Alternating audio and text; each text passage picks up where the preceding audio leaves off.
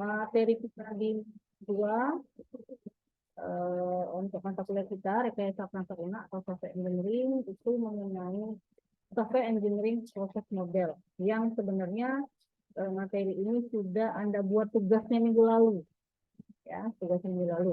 Nah, nanti saya pengen Anda untuk kumpul judul atau temanya masing-masing dan dilengkapi dengan modelnya masing-masing. Jadi misalnya aplikasi penerimaan siswa baru menggunakan metode prototyping, ya. Nah, modelnya kan Anda sudah buat, Anda sudah cari minggu lalu ya, tinggal Anda pilih saja kan minimal 3 kemarin kan, tinggal Anda pilih yang mana yang cocok. Nah, cocok atau tidaknya nanti kita diskusikan. Jadi kalau saya sudah ACC, judul dan metodenya, langsung Anda buat proses bisnisnya masing-masing dari objeknya masing-masing. Jadi hari ini tidak ada lagi kata tidak buat judul, tidak buat tema, saya nggak mau. Karena minggu depan kita sudah masuk ke buat skenario. Ya. Nah ini teorinya, nak ya, teori bahwa software engineering kalau yang lalu masih konsep. Software engineering itu adalah pembentukan dan penggunaan prinsip-prinsip rekayasa untuk memperoleh perangkat lunak secara ekonomis yang andal dan bekerja secara efisien pada mesin yang nyata. Ini jelas ya bahwa kalau kita ingin membangun sebuah perangkat lunak, ada tahapan kerjanya. Nah, itulah yang dikatakan sebagai rekayasa. Nah, untuk mengetahui apa saja tahapan kerjanya itu tergantung dari metode atau model yang kamu pakai. Tergantung juga dari pendapat siapa model atau metode tadi. Menurut si A, dia menyatakan prototyping adalah ini. Tahapannya apa? Menurut si B, dia mengatakan ada lagi namanya wireless, misalnya application development. Apa tahapannya? Nah, itu yang Anda kerjakan. Ya, itu yang Anda kerjakan. Nanti template tugasnya saya bakal kirim juga ke e-learning kita.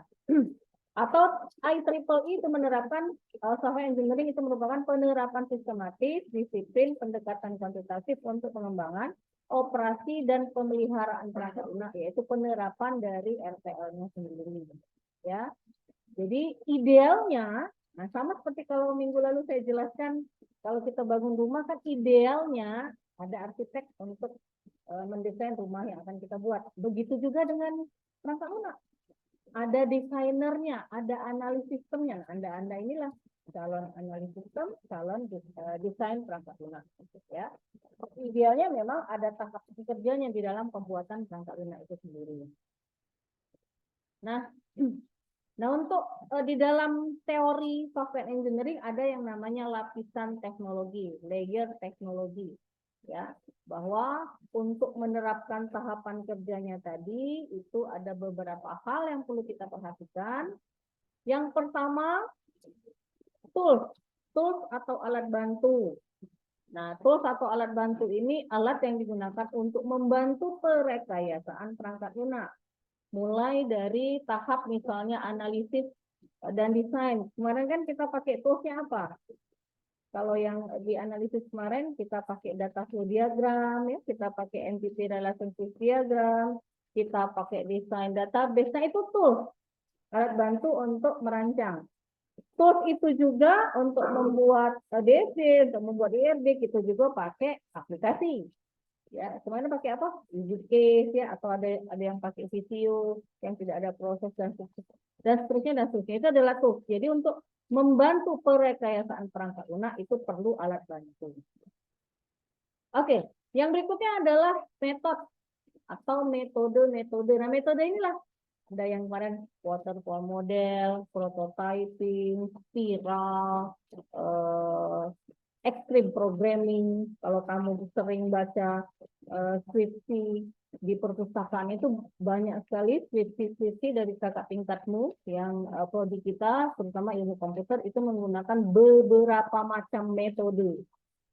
Ya, ada yang pakai extreme programming, ada yang pakai wireless application development, ada yang pakai apa namanya? Ada lagi yang namanya apa tuh? Wireless application development tadi ya. Ada lagi yang namanya banyak sekali. Kalau zaman ibu dulu cuman paling-paling waterfall model, SDLC, prototyping, kayak gitu ya. Nah, metode ini harus diterapkan. Kemudian prosesnya apa? Nah, prosesnya ini adalah langkah-langkah yang ada di dalam metode tadi. Prosesnya seperti apa? Kalau prototyping, tahap pertamanya communication, Pak. Berarti kita melakukan wawancara, observasi dengan yang menginginkan dibuatkan perangkat lunak. Seperti itu. Yang kedua, quick design, kalau dia pakai prototyping ya. Nah, itu proses-prosesnya. Langkah-langkah itulah yang akan kita terapkan dalam pembangunan perangkat lunak.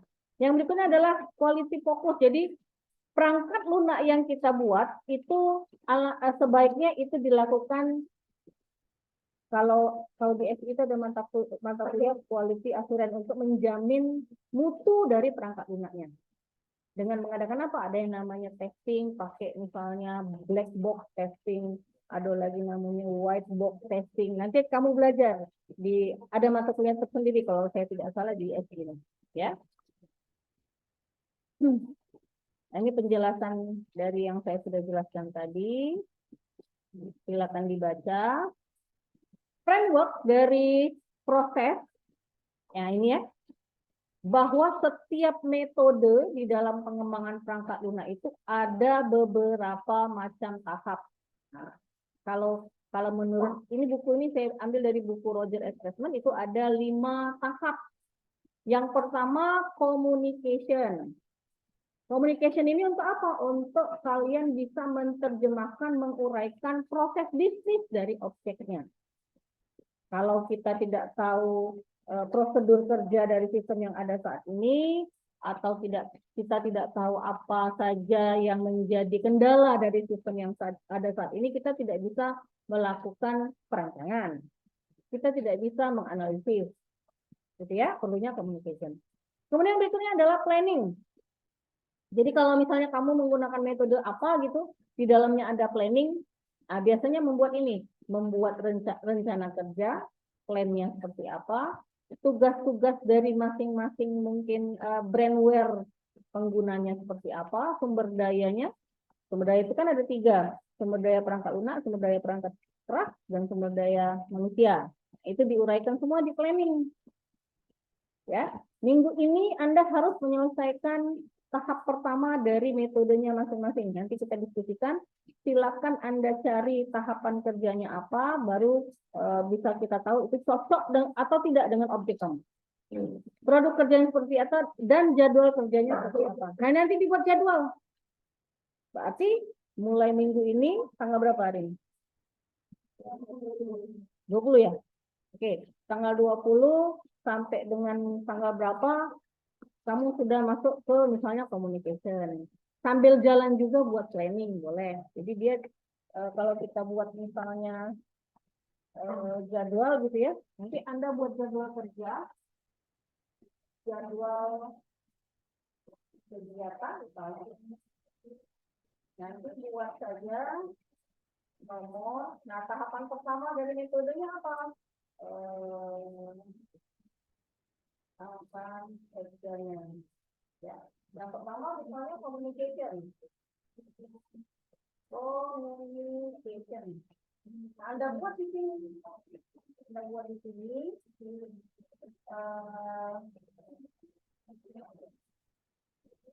Ini bulan apa?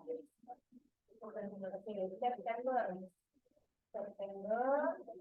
Ada 4 minggu kan? 1, 2, 3, 4. Di sini nanti ada Oktober. Nah, hari ini Anda buat jadwal ya. Oktober 1, 2, 3, 4. Nanti ada November. Nah, paling tidak sampai November lah ya. 3 bulan nanti. Nah, ini minggu pertama, minggu kedua, 3, 4, 5, 6, apa nih? 1 lagi boleh dan 1, 2, 3, 4, 1, 2, 3, 4. 1, 2, 3, 4 ini menandakan minggunya. Ya. Kegiatan pertama misalnya communication misalnya dilakukan di ini minggu 3 ya. Minggu 3 ya. Minggu 3, oke. Dilakukan minggu 3, diartikan saja atau diwarnai tetap komunikasi. Misalnya komunikasi dilakukan kok sampai dengan minggu ke-4 misalnya. Tahap pertama. Ya. Kemudian tahap yang kedua planning. Planning. Nah, planning ini misalnya dilakukan sambil wawancara, sambil juga misalnya melakukan buat jadwal, metode apa yang dipakai, buat proses fisik dan seterusnya. Bisa saja dilakukan secara bersamaan, misalnya di ini minggu ketiga juga boleh planning. Misalnya bahasa sini misalnya. Kalau wawancara misalnya tetap berlangsung. Misal, ya. Karena planning itu buat rencana kerja, bla bla bla bla bla bla. Kemudian yang ketiga adalah misalnya modeling. Ini contohnya saja, nak ya. Nah, tahap-tahap ini kamu lihat dari metode yang kamu pakai nantinya. Ya, metode yang kamu pakai. Apa itu modeling? Melibatkan model yang lebih modeling ini desain. Sudah masuk ke tahap desain. Nah, desain pada saat kapan misalnya kamu buat? Oh, misalnya pada minggu pertama di bulan Oktober boleh. Sampai dengan misalnya minggu kedua misalnya ya. Kemudian yang keempat, construction. Jadi masuk langsung tahap ini, nah ya, kamu harus ada tisu nggak kita? Cuma tisu nggak? Hapus, ibu lupa minta di bawah itu tidak. Hapus tulisannya. Ada ya. Harusnya tempat ada.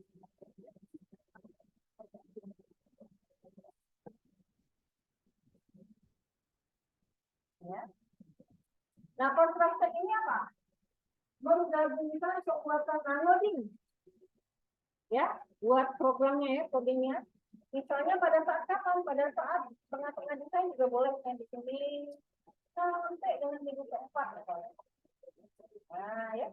Yang kelima baru deployment.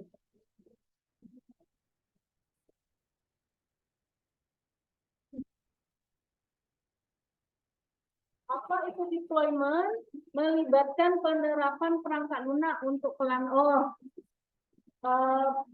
programnya lah jadi dipakainya kapan? Karena kita masih tugas kuliah, kurasa deployment belum dipakai. Ya, karena Anda baru selesai sampai coding. Gak apa-apa dikosongkan aja. Tapi tahapannya tetap dibuat di jadwal kegiatan.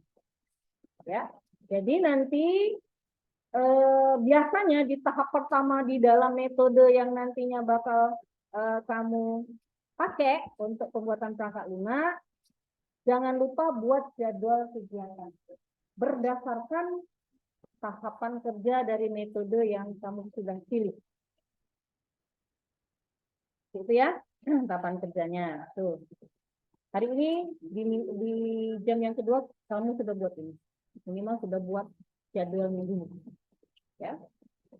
Oke. Nah, ini kegiatannya. Silakan dibaca aja, saya paling malas menjelaskannya. Ini juga sama, tapi yang penting itu adalah metodenya. Kita langsung masuk ke metodenya. Ini assessment, kita belum sampai ke proses assessment. Oke. Nah, proses model itu menurut Roger Assessment itu ada 3 proses model. Ya. Kalau yang tadi metode, kalau yang tadi kan metode. Nah, metode-metode ini masuk ke proses mana gitu? Ya, teorinya, ini teorinya. Yang pertama adalah prescriptive model. Yang masuk dalam prescriptive model ini ada waterfall model, incremental model, evolutionary process model. Ya. Yang kedua adalah specialist process model. Ada contohnya nanti. Jadi yang berikutnya adalah unified process. Ini sering juga dipakai di kakak-kakak tingkat kamu dalam membuat skripsi. Nah, unified process model ini kita menggunakan objek oriented yang nantinya akan kita bahas lebih lanjut di mata kuliah kita. Ya. Nah, penjelasan nah ini yang dikatakan sebagai prescriptive. Kita bahas dulu teorinya. Prescriptive model itu disebut sebagai prescriptive karena menetapkan satu set elemen proses, kegiatan, tindakan, tugas, produk kerja, jaminan kualitas, dan lain-lain untuk setiap proyek. Jadi setiap model proses atau elemen prosesnya itu ada ini masing-masing ini. Ada kegiatannya apa, tindakan apa yang kita lakukan, produknya apa, quality assurance-nya apa, jaminan kualitasnya apa dari masing-masing proyek. Masing-masing model proses juga mengatur alur kerjanya. Proses bisnis ya, workflow ya. Apa kemarin kita buat read picture yang kita sudah bahas ya, itu kan salah satu tools alat bantu untuk membuat proses bisnis, ya kan? Membawa software rekayasa dan memberikan pedoman yang wajar untuk tim pengembang dari pembuatan perangkat lunak. Nah, ini contohnya tadi ya, waterfall model yang minggu lalu juga sudah saya jelaskan. Kalau waterfall model sama seperti air terjun, tahap pertama harus selesai dulu baru ke tahap berikutnya, tahap kedua harus selesai dulu baru ke tahap ketiga dan seterusnya. Tapi tahap-tahap ini bisa dipanggil, dilakukan kembali kalau diperlukan. Kalau sudah sampai di tahap akhir, maka dia kembali lagi ke atas. Makanya dikatakan sebagai waterfall model. Ini saya sudah jelaskan minggu lalu. Masalah yang sering timbul, silakan saja. Jadi gini, untuk pemilihan model itu, makanya minggu lalu saya suruh Anda untuk buat tugas, konsepnya apa, langkahnya apa, kekurangan dan kelebihannya apa. Nah, dari cerita itu kamu pilih yang mana yang cocok untuk software yang bakal kamu buat. Seperti itu ya. Nah, kalau kayaknya cocok nih waterfall model, silakan kerjakanlah tahapan kerja dari si waterfall model. Mulai dari yang pertama sampai dengan terakhir. Cocoknya misalnya unified process, silakan kerjakan. Tahap pertama sampai dengan tahap terakhir. Yang mana yang menurut Anda paling cocok? Ya. Incremental juga sudah saya jelaskan minggu lalu bahwa dia terdiri dari increment. Jadi kalau misalnya kita mau buat contoh ya, kita mau buat sistem informasi akademik Universitas Bina Dharma. Sistem informasi akademik di dalamnya ada penerimaan siswa baru, PMB. Di dalamnya ada buat kartu rencana studi.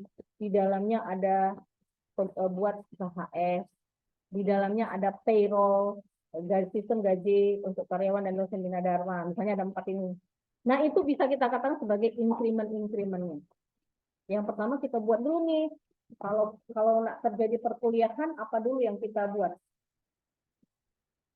Dari 4 tadi. Penerimaan mahasiswa baru, kartu rencana studi, kartu hasil studi, atau payroll. Yang mana dulu nak? Kilo-kilo yang nak kita buat. Ayo, coba mikir. Yang mana dulu yang mesti kita buat? Hah? PMB. Jadi mau siswa baru dulu. Jadi mau siswa baru itu ada prodi ya. Prodi apa yang dipilih ya? Kalau kita sudah milih prodi berarti ada mata kuliah ya. Nah, belum. Cuma nerima bayar, register, dapat duit, selesai. Apa dulu yang kira-kira dilakukan? Apa dulu increment apa dari 4 ini yang mesti kita buat dulu pertama kali? KRS. Ada mata kuliah dulu kan? Kamu masuk di Bina Dharma, registrasi, dapat NIM, dapat mata kuliah kan? Otomatis yang ini dulu yang mesti kita buat kan? Satu rencana studi. Yang kedua baru penerimaan mahasiswa baru. Terjadilah proses perkuliahan baru yang ketiga apa? Kartu hasil studi. Baru yang keempat mungkin payroll dan seterusnya. Nah, kira-kira itu ya. Jadi kalau misalnya ada sub sistem yang besar, yang mana dulu yang mesti diprioritaskan pilih. Kalau kamu memilih ini nak, kalau kamu memilih incremental model. Ya, kalau memilih incremental model. Seperti itu ya bayangannya maksudnya. Tahapannya ya tetap ada analis, desain, coding, testing, dan seterusnya. Ya. Nah, contoh lain dari incremental RAD. Ya. Nah, kayak gini ya. Jadi dia kalau ini dibaginya dalam tim-tim. Tim 1 apa, tim 2 apa. Ini incremental. Ya, tim 1 misalnya menyelesaikan apa dulu tadi KRS dulu. PIN 2 new cycle, PMB, penerimaan mahasiswa baru, dan seterusnya, dan seterusnya. Itu incremental. Nah, ini tahapan kerjanya. Jadi RAD itu ya sama, di dalamnya ada tahapan kerjanya. Nah, ada lagi namanya evolutionary process model. Masuk dalam kategori ini itu ada yang namanya prototyping model, spiral model, ada lagi namanya concurrent development model. Sudah Ibu jelaskan juga prototyping. Apa kemarin penjelasan Ibu mengenai prototyping? Ingat? Kalau ada konsumen yang belum memberikan data atau dokumen yang lengkap, jadi dia tidak rinci memberikan datanya kepada kita, boleh kita gunakan prototyping. Jadi kita buat mock-up, kita bangun mock-up itu bisa dalam bentuk desain, bisa dalam bentuk coding yang kecil, yang belum jadi. Itu namanya mock-up. Komunikasi lagi ke konsumen, ya kan? Komunikasi ke konsumen, setuju tak programnya seperti ini? Oh, mestinya ada ini tambahan lagi, buat lagi, sehingga terjadilah siklus. Itu prototyping.